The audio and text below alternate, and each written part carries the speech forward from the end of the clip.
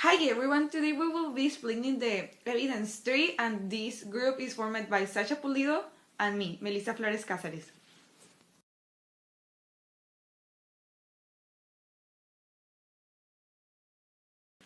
Now I will be explaining the reproductive system of the male. Okay, the first element of this system is the penis. The penis is the male organ of the sexual intercourse.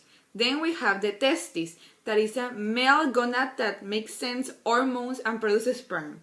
Then we have the scrotum, which is the one that helps to regulate the temperature of the testes. Then we have the vas deferens, which is the one that its function is to store sperms. Then we have the epidermis, we have the epidermis and are sperms that are mature within the area.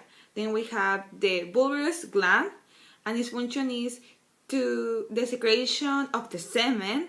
Then we have the prostatic gland, and its function is to the secretion of the semen. And finally, we have the seminal vesicles, and along with the prostatic and the bulbous glands, it has secretions to the semen. In this picture, we can see the parts of the reproductive male systems that I mentioned before.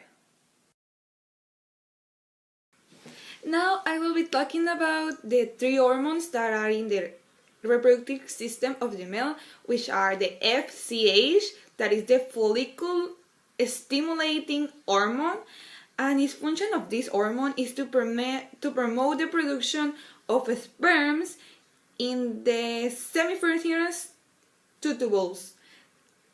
And then we have the LH. This hormone also is in the woman, but it's like in regulating the menstruation and the uterine cycle, I think. And this hormone promotes the production of testosterone by the interstitial cells.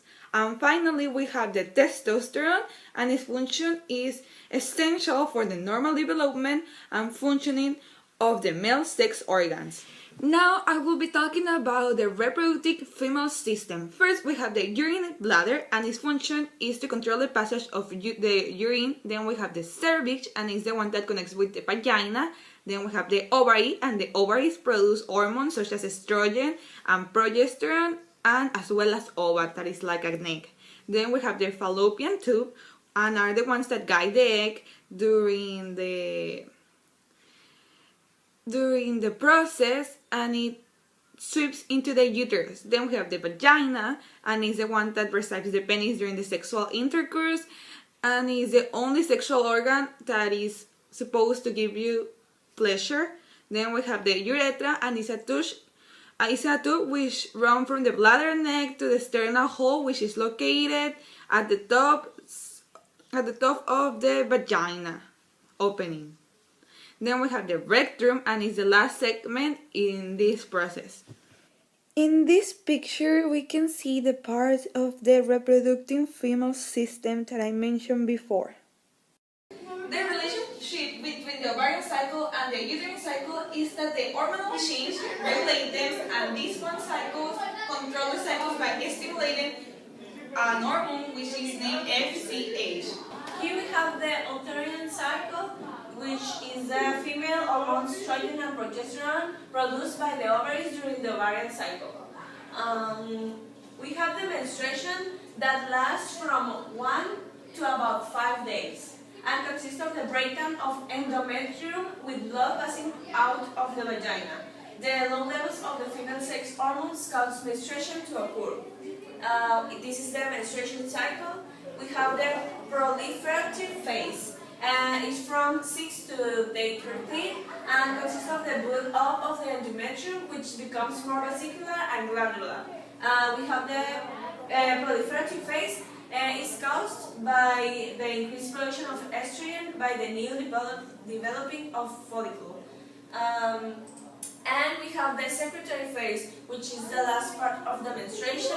It's from about the day 15 to day 28 and consists of the endometrium doubling or tripling in thickness and uterine glands producing a thick mucus secretion. The secretion of progesterone by the corpus luteum causes the secretory phase. The endometrium is now prepared to receive a developing embryo. If fertilization and implantation do not occur, the corpus luteum will degenerate, resulting in lower levels of sex. We have the prevention methods. In the male case, we have the male condom. It's the only method that protects against both pregnancy and STD and STI. We have the Vasogel, the non-surgical reversible vasectomy. Vasogel is like a vasectomy, except it's reversible and doesn't involve surgery. In the case of females, we have the female condom, which a punch of the girl inserts into her vagina that collects the guy's sperms and protects against most STIs. We have the pill, that is the pill only effective in preventing pregnancy, but has no effect from preventing STD or STI. And we have the ring. It is small and flexible. The ring is squeezed and inserted into the vagina, and the girl keeps the ring for 3 weeks while it releases a steady stream of hormones that prevent the ovaries from releasing eggs. On the 4th week, she takes the ring out and has her period all normal.